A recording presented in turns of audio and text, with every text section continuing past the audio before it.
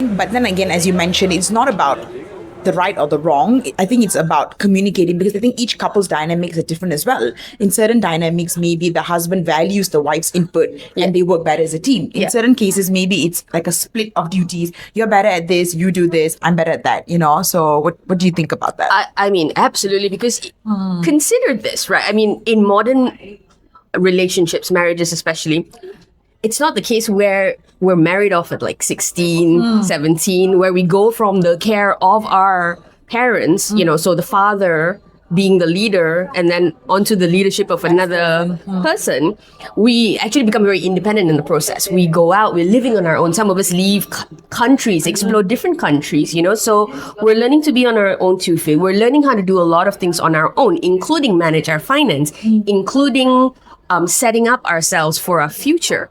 So when you talk about meeting somebody else and then expecting to suddenly not partake in any way, it will cause a lot of how, so I think maybe modern relationships are missing that connective period, I suppose, where it's very important in the dating stage and the getting to know stage to actually talk about these things, to actually find out what your childhoods are, what your upbringing is like. Did you grow up in a family where your parents discuss things? Were they equal? Was it like, okay, the mother only handled all of the feminine things and the male handled all the financial things? And then probably that's their expectation, but if it's not communicated.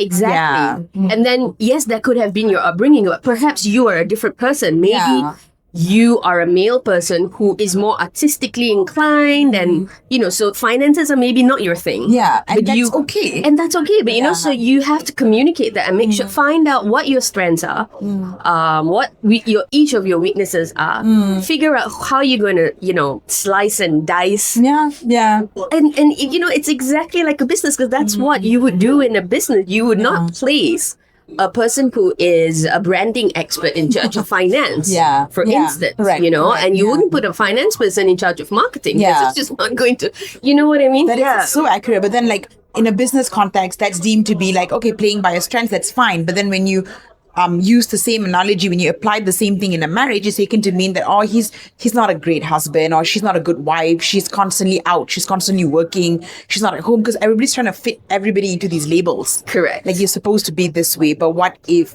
the truth of it is that your relationship or your marriage is probably, you want it to thrive differently?